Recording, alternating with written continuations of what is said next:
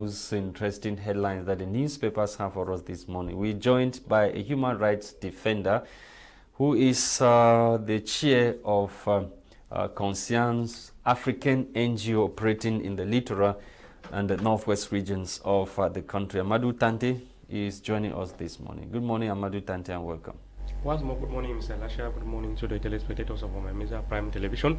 I'm happy that I'm once more back to the studio after being absent for a short period of time, and permit me to use this opportunity to tell most of our viewers, those that have been following us all the time, that we have a good news, which is the release of the mother of No Pity, which is something very good. But that's why we are expecting from the government of Cameroon, and use the opportunity to applaud the government of Cameroon for that, because I continue to pray on the government of Cameroon to make sure that all those that have been arrested and are still arbitrarily detained with regard to the ongoing crisis in the Northwest and Southwest region should be released, because there's no need for government to allow people in prison or to imprison some people. Meanwhile, those the people that are holding guns are being asked to go to the DDR center and be living a free life. Meanwhile, the other people were arrested simply for exercising their fundamental right, which is for a peaceful protest, are still being detained in Kondengi and other prisons across the country.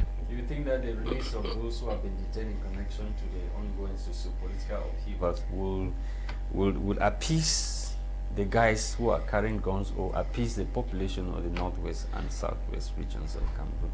No, I think that this is one of the numerous recommendations that we have been giving with regard to the way out of the conflict, because you can bear with me that there are so many people that are holding guns today which did so because of sympathy. They decided to sympathize with some people, that were some family members and other close relatives or other leaders that they believe in them, that were arrested with regard to the conflict. So we all know that there are so many reasons why people are picked up arms. Apart from the fact that we have some real Amazonian fanatics, we could have some people that have picked arms for different reasons. But I know that I've talked with some people who have made me to understand that there are so many people that have picked up arms which were simply in sympathy with those that were arrested and are being imprisoned in Yaoundé or in other prisons across the country. Yes, you're just coming in from the field, and the news is not quite good, though you have another good news talking about the release of one of the detainees of the Anglophone crisis.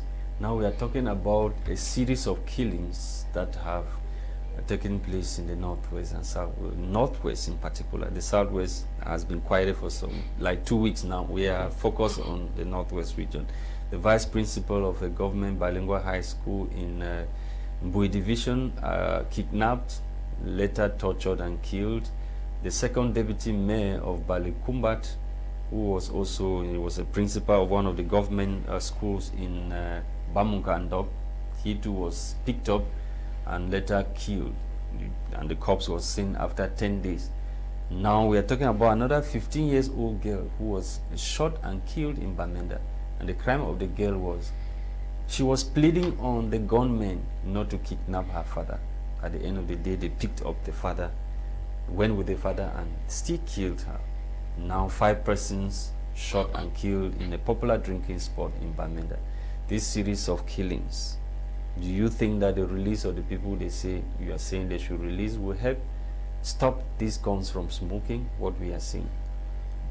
So as I rightly said, I made it clear here that the release of those that are arrested and detained, are currently being detained arbitrarily, is one of the so many recommendations I think that can bring are these killings and attacks not clear criminals act? Are they not linked to criminals? Are they still linked to the people who were asking for certain rights, privileges to be given to them? Are these not crimes that government should take seriously, government should fight seriously?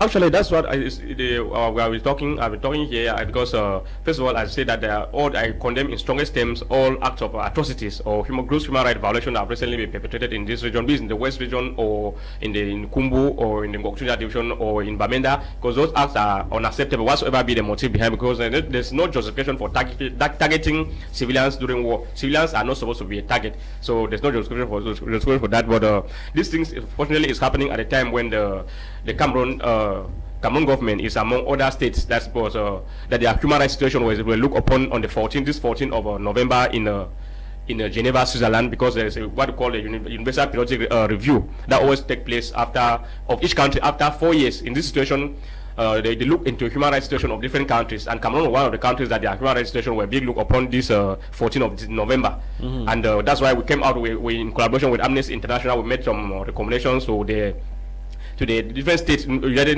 Nation member states who are supposed to sit and look into this matter to make sure that they call the government at the attention of the government of Cameroon by giving firm recommendation to the government of Cameroon to make sure that they investigate all allegations of human rights violation. Because I call it allegations because sometimes when the public report and say that people have been killed, to us it remains allegations until the contrary is proven by the government.